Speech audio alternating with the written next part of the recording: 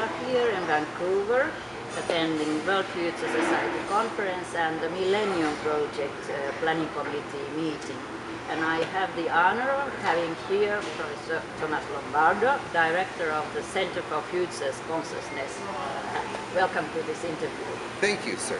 Yes. And you have written quite a lot and given presentations on the concept of futures consciousness, and this is very important issue and topic. So to start with, could you define the concept of futures consciousness? Yes. Future consciousness is all of the psychological abilities, capacities that the human mind uses in order to understand, approach, make sense out of, and deal with the future. So it includes anticipation, it includes foresight, it includes the emotional dimension as well, like hope and fear, because when people approach the future, it's not necessarily constructive. It can be very defensive, and it could be withdrawal and all of that type of psychological processing as well. So it's a holistic concept. It's not limited to just simply the cognitive. And I think of future consciousness, I think of one's awareness and all of its facets of the future. So it's a kind of profound human mindset, if you say that as well. Yes, yes. And everyone possesses future consciousness, but it's something that one can develop, heighten, enhance significantly. Various psychological problems are connected with a lack of future consciousness. On the other hand, various psychological and living strengths are connected with the enhancement of future consciousness. Can one become more optimistic, more imaginative, more constructive, more creative, more hopeful, more self-responsible with respect to the future? And all of those individual capacities can be enhanced in the human mind. So yes, everybody has it, but you can get better at it. Yes, and you can aim at enhancing your future's consciousness. Yes. And of course, if there are some tools available, it's useful. So yes. Would you, for example, recommend one of the future research methods that you seem appropriate for improving your future's consciousness? Yes. One that I have been particularly interested in that is not discussed that much in future studies research, but I think is exceedingly self-empowering both for an individual as for an organization, is to attempt to create a future self narrative. That is a story or multiple stories for oneself or one's organization in the future. And secondly, in the context of that, to structure that future narrative in terms of certain fundamental character virtues, such as ones I was just mentioning a minute ago, like to look at your future story where you're self-responsible for it, as opposed to simply being buffeted about and a victim of external factors. To look at your future story in an optimistic as opposed to a pessimistic framework, because the future is not some point that you reach and then that's the end of it. The future is an ongoing process. So it's a story or a narrative more than it's some goal or some particular scenario that you're going to realize. That's right. It's like a dynamic process. Yes, it's a process. Yes, and you need to be active or even proactive in this, not just passive. Yes, yes. And then you have also emphasized the importance of creativity as a critical element of future consciousness. What kind of technique or method do you consider to be very creative in this sense? Okay. I grew up reading science fiction, and science fiction always seemed to me to be a great vehicle for introducing the human mind to very strange and wondrous and varied possibilities for the future. It's a stimulus for creativity.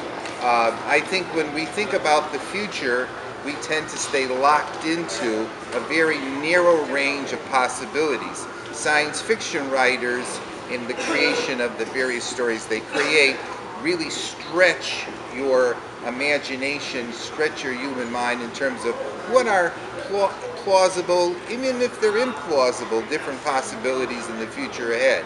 And they create it in a very concrete way. They create it in the form of stories.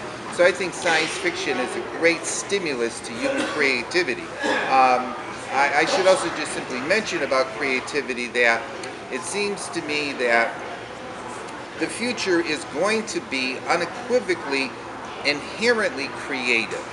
That is, if we think that the future will be the same as today, just more of it, that's a big blunder. It's never more of it. There's always new things that emerge, novelties that emerge, and so the only way that one can survive, or flourish is a better word to use, is to have to come at your own future and the future of the world at large from a creative mindset, a mindset of novelty, unpredictability to some degree at least, as opposed to just simply linear growth and development along the same lines as occurring today. Yes, so it's worthwhile being opening up your mind to various alternatives and possibilities, and also there are certain discontinuities. So could you mention, or can you anticipate when we think about the future working life, what kind of radical changes or turning points or disruptive moments can you think about? Yes, let's see. One that I think is a significant challenge, and it is continually involving disruption and will continue to do so in the future, is that humanity in the past has operated in terms of a set of separate, to some degree, competitive groups, nations, cultures, that we are being pushed and forced into having to work together as a global humanity, collectively, collaboratively, cooperatively. I think that has caused us extreme difficulties in the past, and it's continued to do so in the future, because we in our own minds have this mindset of us versus them, but in fact the future of the earth is going to clearly require a much more collaborative and collective process of all different people and nations thinking of themselves as a whole. Just because we're doing good, that doesn't mean it's good, because if they're doing bad over there on the other side of the world, that's our problem too. Now that's going to be a very big continuous stress point and big challenge for us to somehow move up another level into a much more collaborative species than a competitive species. The history of humanity, and recently I've been reading some history, some additional history, seems to be nothing but a history of one group of people conquering another group of people through war, and one empire developing and then it falling apart because another one comes in and conquers them. So we have this history of ferocious, violent competitiveness that goes back thousands of years. And it's not even just in the West, it's in the East, it's in every part of the world. Humanity as a whole, its entire social political history seems to be a saga of competition and war. So yes, exactly. And that's a big challenge, how we get it beyond that. Transition from conquest to collaboration. To collaboration. That's going to be that's going to be an ongoing struggle. Yes, so maybe it's related to this, but when we think about the need for future skills and competencies that are needed in order for us to cope in the future work life, what kind of skills and competencies, besides of course this human consciousness and this collaboration? I have been very interested in and have written a lot on the concept of wisdom. And I have said things like, wisdom should be the central goal of higher education. I've also said that wisdom should be the central ideal that we should aspire toward in our future evolution. Part of the concept of wisdom is being able to use knowledge in an ethical fashion for the benefit of oneself and for others. And here's where creativity comes back in, which is how can I develop ideas, principles, practices, are a creative synthesis of uh, um, both ways in which to better myself as well as also better those around me too.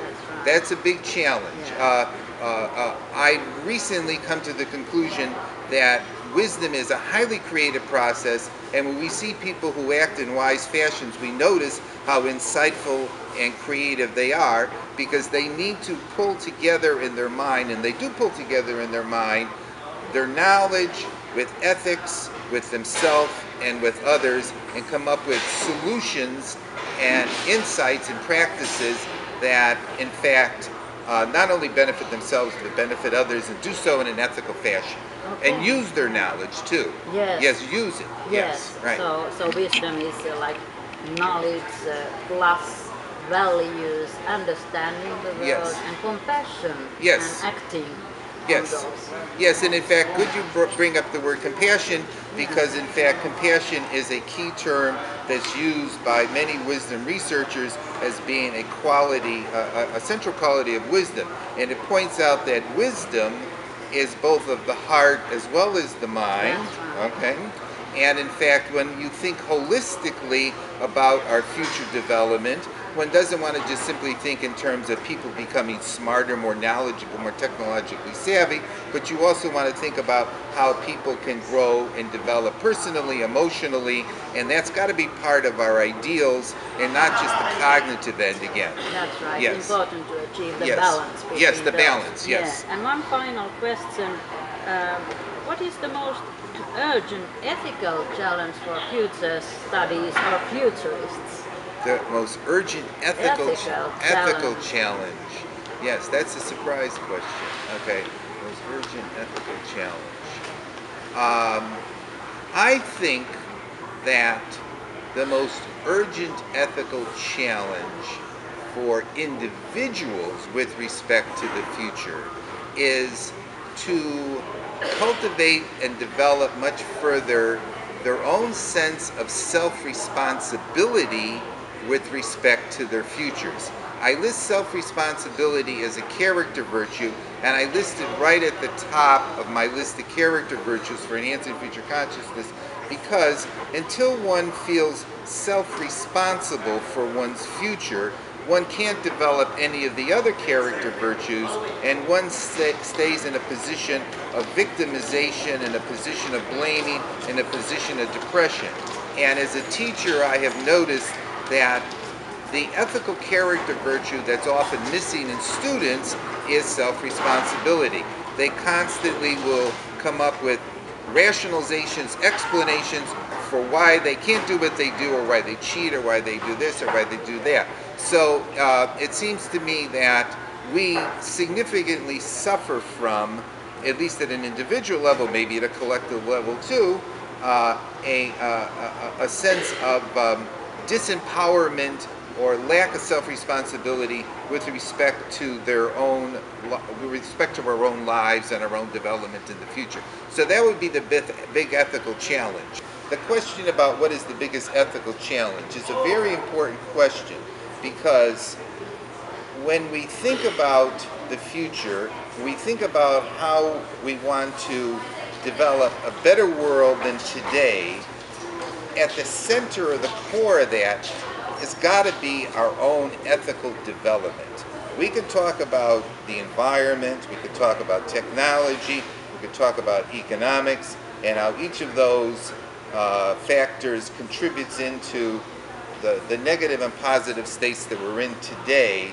But at the core of all of that is our own ethical and characterological capacities and abilities.